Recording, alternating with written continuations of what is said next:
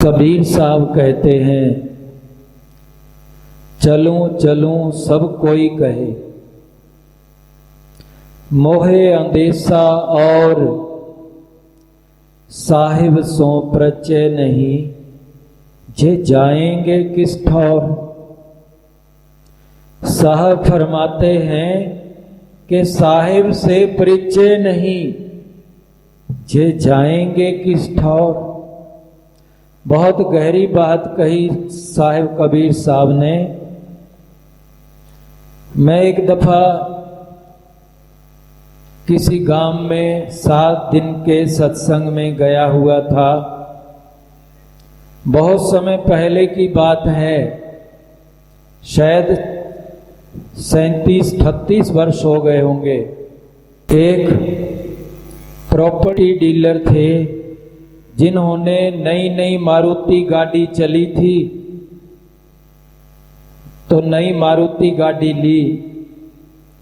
शाम के time office से घर में आता था और जहां हमारी कथा चल रही थी उसी के सामने से उसको गुजरना होता था। मैंने बड़ी अजब लीला देखी। जब गाड़ी आती उसके पीछे 5-7 कुत्ते भौंकते भौंकते साथ जाते, कोई आगे कोई पीछे, कोई आगे कोई पीछे। और दूसरी लीला देखी, जब मैं शाम के टाइम घूमने जाता, वही डॉग मेरे पीछे भी भौंकते हुए आते और मेरे पीछे वहां जहां तक मेरा गंतव्य स्थान था, मैं जाकर विश्राम करता था थोड़ी देर, वो सब शांत होकर बैठ जाते। और एक राजकुमार नाम का व्यक्ति था जो सत्संग बाहर बैठक में बैठा बैठा सुनता था, और उसी के घर के सामने एक मकान था जिसके पास गाड़ी थी। वो बहुत आश्चर्यजनक हर रोज देखता था कि गाड़ी आती है, कुत्ते भौंकते हुए जाते हैं, और जहां गाड़ी ठहर जाती है वहां सब शांत होकर चले जाते हैं। तो उसने जब पहले शुरू वाले दिन देखा, कुत्ते भौंकते हुए गए गाड़ी के पास और गाड़ी रुक गई, ड्राइवर उतरा बेचारा, और जब अंदर दरवाजा लगा के जाने लगा तो जो सबसे आगे कुत्ता था उसने क्या किया, गाड़ी के पहिए के ऊपर बाथरूम कर दिया। तो वो बैठा सोचता था हर रोज, ऐसा क्यों होता है, ये क्यों भौंकते हैं, क्यों दौड़ते जाते हैं। लेकिन उसके समझ नहीं आया, और एक दिन वही प्रश्न मेरे पास आकर किया। वो सत्संग तो सुनता ही था। कहने लगे, महाराज जी इनका उद्देश्य क्या है। मैंने कहा, अगर उद्देश्य होता तो इनकी भाग दौड़ मिट जाती। इनकी दौड़ इसीलिए है कि जीवन के अंदर इनका कोई उद्देश्य नहीं बन पाया।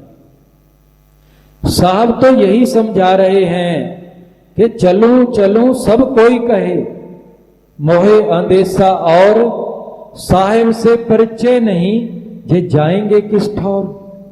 हर आदमी दौड़ रहा है अपने जीवन में, कोई कहीं दौड़ रहा है, कहीं कहीं दौड़ रहा है। उसकी दौड़ इच्छाओं के अंदर बंधी हुई है। कोई किसी ज्योतिषी के पास जाता है, ज्योतिषी उनको कोई पूजा बताता है तो वो सोचता है कि मेरा जीवन का लक्ष्य यही है। कोई किसी ओझा के पास जाता है, कोई घर में कसर है, कार्य सफल नहीं हो रहे, सोचता है किसी पितरी का दोष है, शायद वहां जाने से कुछ कृपा आ जाए और मेरा कार्य चल जाए, घर में शांति हो जाए। लेकिन वहां भी थोड़े दिन भटक के वो शांति हाथ नहीं आती, वैसे का वैसा रह जाता है। इसी प्रकार सारा जीवन बीत जाता है। जैसे सील ने बताया था कि जब तक कोई सतगुरु जीवन में हाथ नहीं लगता, कोई संत जीवन में नहीं मिलता, कोई महात्मा जीवन में नहीं मिलता, कोई विद्वान जीवन में नहीं मिलता, तब तक जीवन में शांति नहीं मिलती। ये जीवन की भटकना नहीं मिलती। डॉग बनकर सारा जीवन ऐसे ही पीछे पीछे लगे भटकना पड़ेगा। एक दफा 3-4 व्यक्ति थे, इकट्ठे बिजनेस करते थे। छुट्टी का दिन था, सबने विचार किया चलो आज नदी के किनारे चलेंगे। चारों नदी के किनारे गए। वहां जाकर एक होटल था, उससे चाय मंगवाकर किनारे नदी के बैठकर, शाम का टाइम था, धीरे धीरे अंधेरी रात थी, अंधेरा हो गया। तो बैठ के जब चाय पी बड़ा आनंद आया। सभी जब उठकर जाने लगे तो आपस में चर्चा करने लगे ये आनंद किस चीज का था। चाय हम हर रोज घर भी पीते हैं, हम कई दफा इकट्ठे हुए हैं ऑफिस के अंदर, लेकिन ये नहीं समझ आई कि हमें आनंद किस चीज का था। तो सभी बैठ विचार कर ही रहे थे। किसी ने कहा चाय में आनंद था, तो दूसरे ने तर्क किया ये तो हम घर भी पीते थे। दूसरे ने कहा ये आनंद तो हमें इसलिए था कि चारों इकट्ठे होकर चाय पी रहे हैं। तो उसने कहा ये भी कई दफा होता था। फिर इतने में एक दूसरे बुद्ध व्यक्ति आए, प्रबुद्ध व्यक्ति जो समझदार थे, वहां से गुजर रहे थे। उनसे पूछा गया कि महाराज ससोपंज में है, हम जानना चाहते हैं कि हमें किस चीज का आनंद आया। आप तो आनंद में रहते हैं, आप इस बात को बता सकते। तो उन्होंने चारों को अपने पास इकट्ठे किया और उनको दिखाया। उस समय अंधेरा था, थोड़ी देर में चांद निकला। चांद निकला तो 1 घंटा चांदनी रात में रहे। तो उस महात्मा ने कहा कि उसकी कृपा से आपको आनंद था। तो सभी कहने लगे उसकी किसकी कृपा। तो महात्मा ने दिखाया कि वो जो चंद्रमा है, अगर वो ना होता तो ना चाय का आनंद था, ना नदी का आनंद था, ना आपस में दर्शन का आनंद था। सिर्फ आनंद किसका था, वो चंद्रमा के कारण। तो सभी ने कहा देखो इन्होंने हमारा प्रश्न हल कर दिया, और उस महात्मा के चरण पकड़कर चारों बैठ गए। तो यही बहुत बड़ी बात है कि जीवन की बहुत शंकाएं हमारी पूरी तो हो जाती हैं, लेकिन जहां से थोड़ा सुख मिलता है हम उसे पकड़ के बैठ जाते हैं कि यही परमात्मा है, यही है जिसे हमने जीवन में पाना है। पर वो थोड़ी देर सुख ठीक हो जाता है, मिल जाता है, फिर दुख में आ जाते हैं, फिर अशांति आ जाती है, फिर वही ससो पंजों में पड़ जाते हैं, वही दौड़ शुरू हो जाती है, वही दौड़ शुरू हो जाती है, लेकिन परम आनंद को प्राप्त नहीं कर पाते। तो एक दफा इसी प्रकार, पहले तो मैं थोड़ा सा बता दूं जो कबीर साहब ने कहा। कबीर साहब कहते हैं चलो चलो सब कोई कहे, मोहे अंदेशा और साहिब सो परिचय नहीं, जे जाएंगे किस ठौर। कबीर साहब कहते हैं कि जब तक परमात्मा से परिचय नहीं होगा, परमात्मा क्या है, कैसा है, पूरी निष्ठा नहीं होगी परमात्मा के प्रति, जब तक उसका पूरा ज्ञान नहीं होगा, फिर अधूरे में भटकेंगे, परमात्मा का पता नहीं चलेगा, पूरी निष्ठा नहीं होगी, अधूरापन अंदर खटकता रहेगा। और जैसे सील ने बताया था कि दादू साहब की कहानी सुनाई थी, ऐसे दादू साहब जैसे बचपन में थे जिनको निष्ठा हुई। जैसे आज आप सत्संग में बैठे हैं, जगह जगह जहां सत्संग होते हैं आप जानने का प्रयास करते हैं कि हम सारा जीवन हमारी भटकना मिल जाए, हम समझ जाएं परमात्मा क्या चीज है। इसी प्रकार माता के संस्कार डले हुए दादू साहब एक मंदिर में जाया करते थे।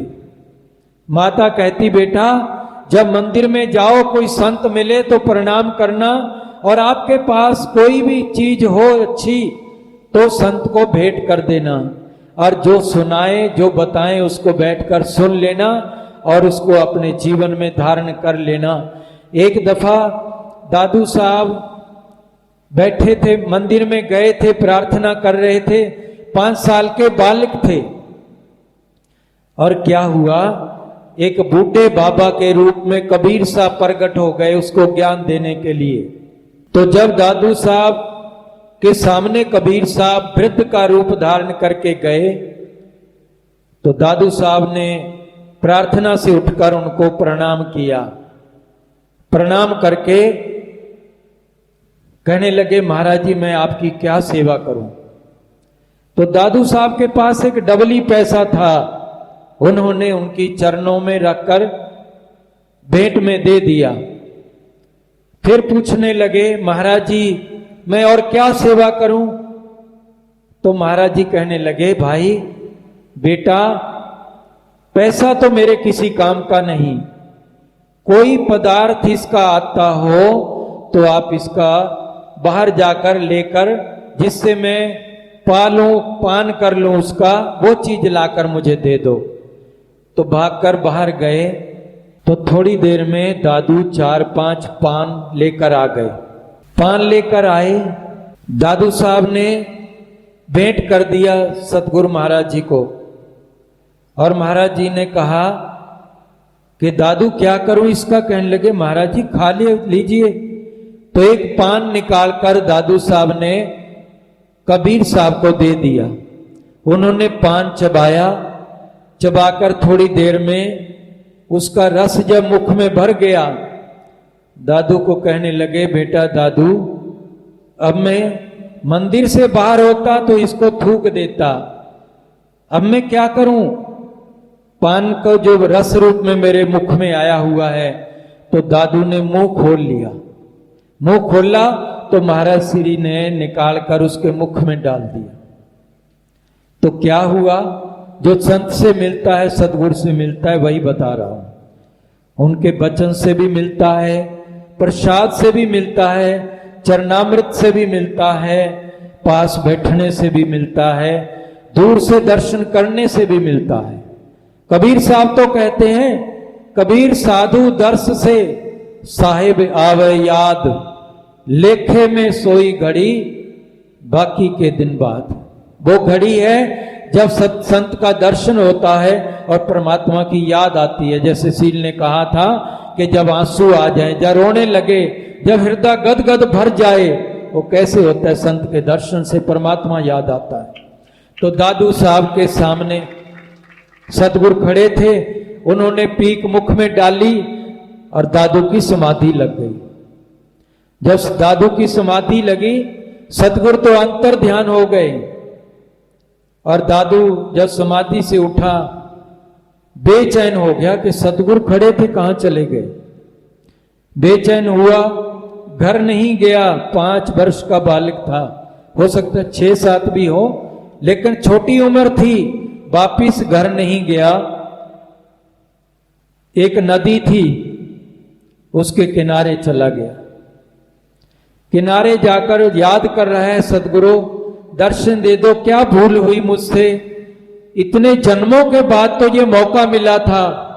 एक समय था जब आप राम रूप धारण करके आए थे, तो मैंने जब लंका पर चढ़ाई की थी आपने, मैं भी एक छोटा सा दास बनकर आपकी सेवा कर रहा था।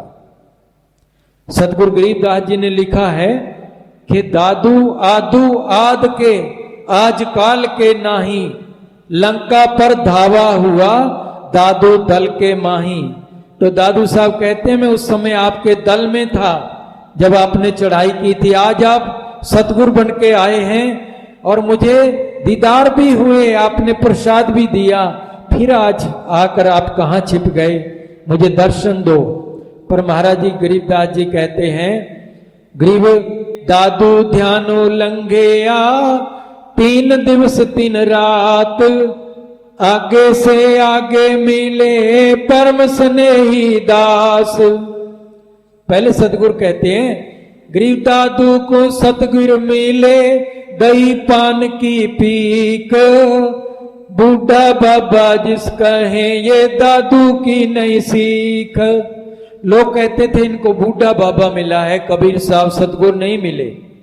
पर जब 3 दिन 3 रात हो गए, सदगुरु प्रकट नहीं हुए तो फिर क्या हुआ, दादू तड़फ गया। उसने नदी के किनारे एक पत्थर पड़ा था, सोचा इस जीवन से तो मर जाना अच्छा।